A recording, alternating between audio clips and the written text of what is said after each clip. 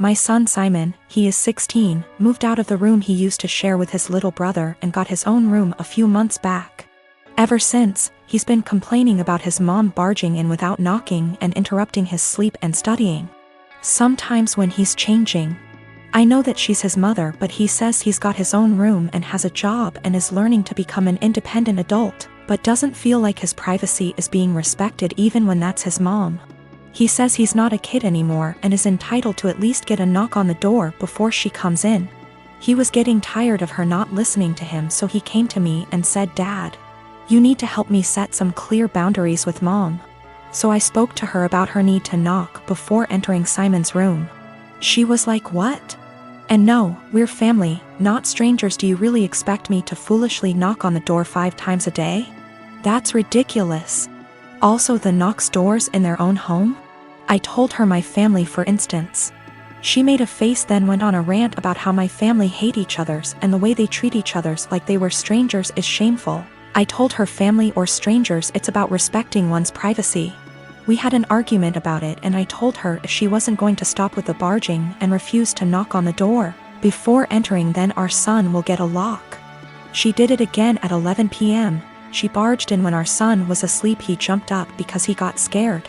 Once he told me this, I told him to go ahead and get a lock and pay for it with his own money. There was literally no other way. My wife saw it and got upset, and my brother was visiting when she was raising her voice at me if I really went ahead and got a lock for Simon despite her disapproval, and said that I caught her off guard and it's not okay. Because this teaches our children that they can manipulate one parent into doing what they want. I told her that Simon got the lock, not me, and I already warned her about the possibility of him getting a lock, because he was getting tired of her boundary crossing. So she should have expected this outcome. She mentioned the same above points in her defense and said locks mean secrets, and that's not good. My brother was sitting watching while she was complaining. She began chewing him out when he asked her to let Simon keep the lock and said it wasn't a big deal. She stopped talking to me and Simon till we removed the lock, but I've no intentions on doing that. Background: my grandparents have always been a big part of my life, as have the rest of my family. They had 5 children, including my father, and 13 grandchildren, 6 great-grandchildren. My grandparents are quite rich. They had 3 businesses until last year when my grandfather died. I am the child of my grandchildren and have always been very close to them. My grandma used to babysit me until I could go to kindergarten. I wrap Christmas presents for her every year. I decorate their house, and I worked at their bar on Fridays in college, no pay, as they are too old to do these things themselves. All this was offered to my cousins, but they never helped. My grandparents ran a show horse farm for over 40 years. It was what my father took with him and I quickly began to love. I used to go every weekend with my grandma up until high school when I started studying. Even though I don't ride horses anymore, my dad and I go to clean the stalls and look after the horses every week when my grandparents are away on trips. Usually once every 2 months. My grandparents were a huge part of my life. Problem: my grandmother died 4 weeks ago. It was devastating. My grandmother left my aunts, uncles, and dad about $85,000 each. Money for which she and my grandfather worked very, very hard. It was expected. What was not expected was that they would leave me just over $45,000 along with some other valuables. I was honestly shocked. All my cousins received about $2,000 each and a few trinkets. Obviously you can see where it was going. My aunts and uncles were at the reading when I was told, so they told their children. Everyone except the parents is furious. My cousins, who are already adults, demand that I divide them equally. I don't feel like I should. I was very close to my grandparents and did a lot for them, but it's hard. My family is very tight-knit and we have holidays / monthly parties / dinners / etc. together every year. I never expected money to tear us apart. This money can change a lot for me. I could pay off my $10,000 student loan and put the rest into my upcoming wedding / future kids / savings account. A small part of me wants to share it equally, just to have everyone together. But there was a reason they left this to me. They didn't do it to hurt anyone. I was the only one who visited them and helped them. None of them took the time to see them, except for family gatherings. But no one understands this except my parents. It seems to me that I alone destroy the family. My aunts and uncles won't talk to my father until I split the money, and my cousins won't talk to me. I only have a student loan and a car payment, so I don't have much debt, but it could give me a comfortable future. They all keep throwing in my face that they have families, house payments, college to pay for, etc. They keep saying I've been planning this for a long time, but I really didn't. I loved my grandparents. My fiancé tells me to forget about them and do what's best for me, but I'm a big family man. I don't want to split the money, that could really help me, but I feel like they can play with me, forcing me to choose between them and this. My parents also want me to keep the money for myself, as they think my family members are being ridiculous and demanding it. Is it right for me to keep that much? I feel like I deserve it. Is it right for me to put this money on my family? Or are the people I've been so close to all my life taking advantage of me? $45,000 versus $2,000 is a huge difference. PS. There is more in the will than I explained: houses, classic cars, horses, farm, land, CDs, etc. The cash / checking accounts I was given is the only thing that seems to be a problem for everyone. I have inherited more money than my cousins. They demand that I divide it equally between them or never speak to them again. I've been with my boyfriend for 11 years, since I was 15. His mother has hated me since the first day she met me.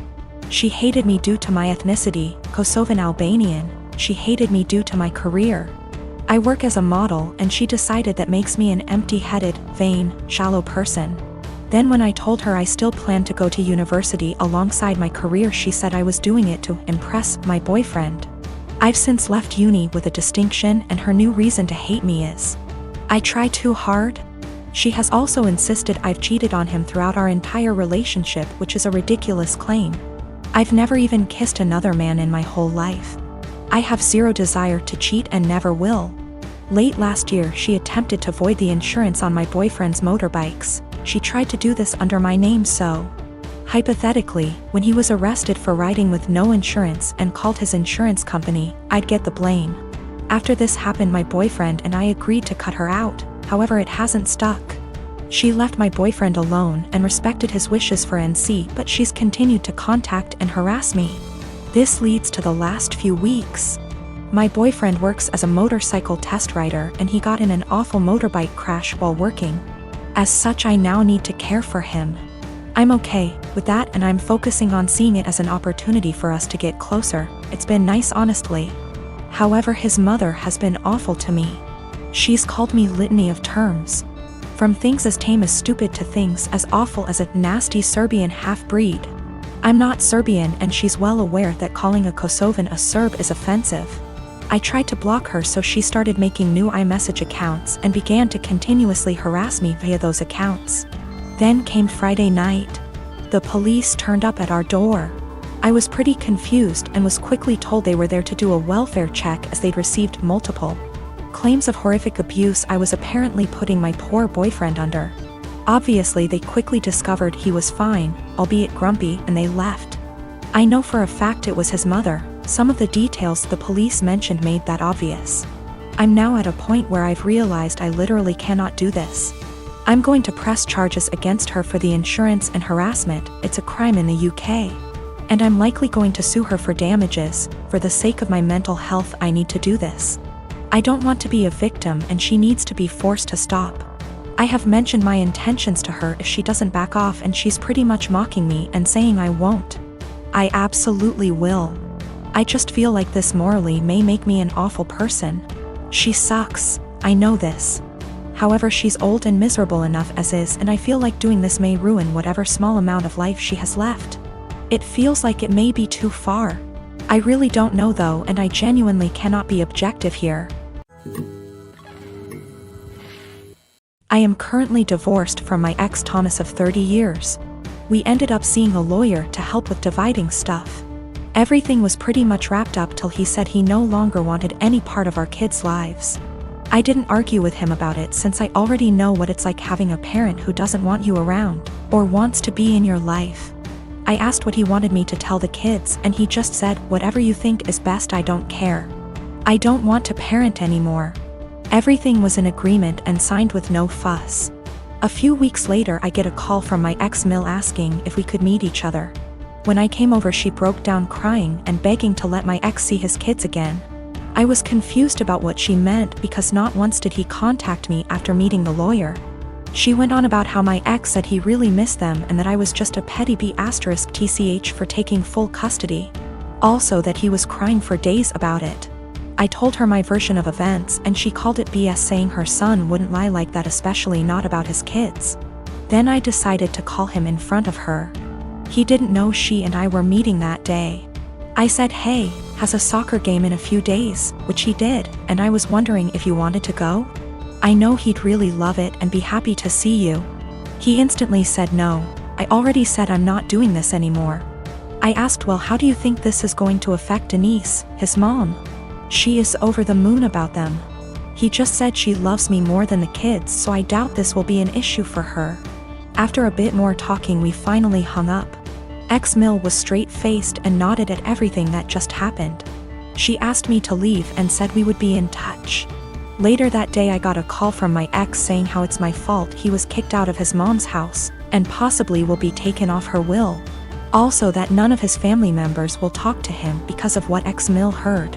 He threw a lot of insults at me before I hung up, and now him and his mates keep calling and texting me. My friend is saying I shouldn't have said anything in the first place and I ruined his life. Yes, I plan to let Denise see the kids because I know she just wants to give them the world along with the rest of his family.